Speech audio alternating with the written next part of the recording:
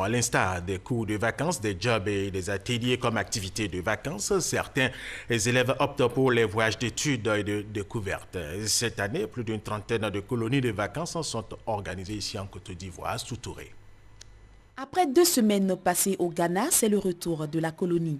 Le car affrété pour la circonstance gare au lieu indiqué afin que les parents viennent chercher leur progéniture. L'ambiance est bon enfant.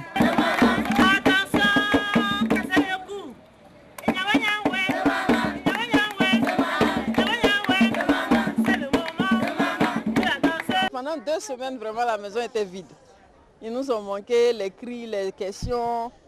Bon, les retrouvailles sont bonnes. Lorsqu'arrive le moment de la séparation, encadreurs et enfants se serrent les uns contre les autres. C'est l'émotion.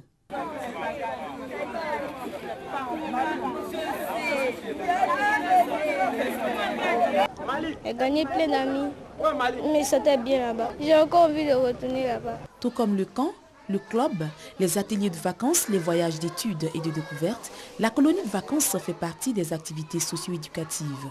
Cette activité désigne l'ensemble des opérations organisées et menées dans le cadre de la socialisation et de l'épanouissement intégral de l'enfant, de l'adolescent ou du jeune. L'objectif est d'apporter un complément à l'éducation formelle de l'enfant et de contribuer à son développement physique, psycho-affectif, intellectuel, moral et spirituel. On a dansé, on a joué, on a fait beaucoup d'activités, on a fait du sport. On faisait des sorties à Accra, à la piscine, c'était vraiment cool. Je peux entretenir maintenant une relation avec quelqu'un en anglais, je peux bien parler. J'essaie de demander certains trucs, par exemple le prix de quelque chose. Je peux dire how much, ou bien si je demande par exemple, il y a combien de trucs dedans, how many. En colonie, il y a l'éducation. Il faut savoir faire le lit, il faut savoir faire beaucoup de choses, débarrasser la table, parce qu'il y a des enfants quand ils viennent, ils n'ont pas ce savoir. Mais on n'accuse pas les parents. Souvent, nos enfants, on a tous des enfants, hein, ils sont des chouchous.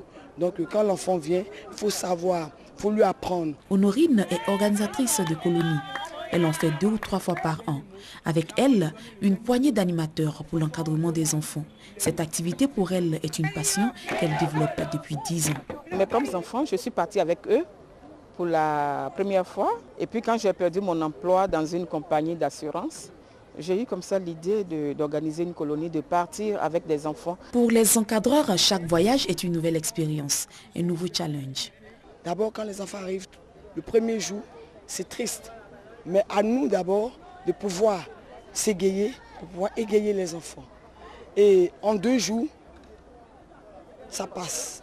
Et l'enfant, il rentre dans le bateau, il est vraiment égayé, il refuse même de rentrer en famille. Des prestations appréciées par bon nombre de parents qui se disent prêts à débourser au moins 300 000 francs CFA par enfant, sans compter l'argent de poche pour satisfaire leur progéniture. Au regard du coût, les colonies de vacances semblent ne pas être à la portée de tous les enfants. Les mamans m'ont dit que ça s'est bien passé. Je vois que lui, il a envie de repartir. Comme on veut faire plaisir à un enfant, si on n'a pas les moyens, on est obligé de se limiter. Bon, là, c'est dans nos moyens. Pour aider les familles les moins nantis, le ministère des Sports et des Loisirs et celui en charge de la jeunesse organisent des journées récréatives pour égayer les enfants de milieux défavorisés. Le centre aérien d'État consiste à organiser une sorte de colonie de vacances dans une localité, mais à la différence, c'est-à-dire au lieu de recenser les enfants venant de plusieurs villes qui séjournent là-bas pendant 2 ou 3 semaines, dans le centre aéré d'État, ce sont les enfants d'une localité choisie qui sont sélectionnés. Par exemple, cette année, nous serons à Yamoussoukro. La colonie d'État, elle est initiée par le ministère de la promotion de la jeunesse. Et malheureusement, cette année, nous n'avons pas de colonie d'État. Les enfants sont choisis selon le mérite.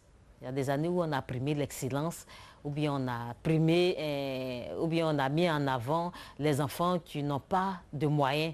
L'organisation d'une colonie de vacances est conditionnée par l'obtention d'une autorisation délivrée par le ministère de la Jeunesse, de l'Emploi des Jeunes et du Service civique. Il faut d'abord être de bonne moralité, parce que ce sont des enfants.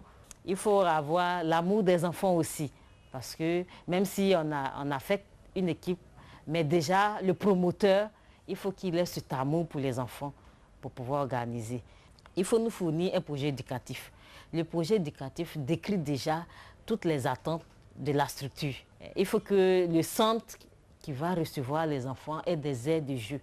Parce que quand on parle d'enfants, il faut mener des activités avec eux. On va demander la liste des enfants, le sexe, et puis pour pouvoir leur affecter une équipe. L'équipe d'encadrement, ce sont des encadreurs qui sont formés par le ministère de la Jeunesse et des Sports. Ce stage se déroule en général pendant les congés de Pâques, sur 5 à 6 jours, pour leur inculquer les méthodes d'animation au centre de vacances. Selon le ministère en charge de la jeunesse, plus de 30 colonies sont organisées chaque année. Mais malheureusement, toutes ne respectent pas les cahiers de charges. En pareille situation, il leur est simplement retiré l'agrément.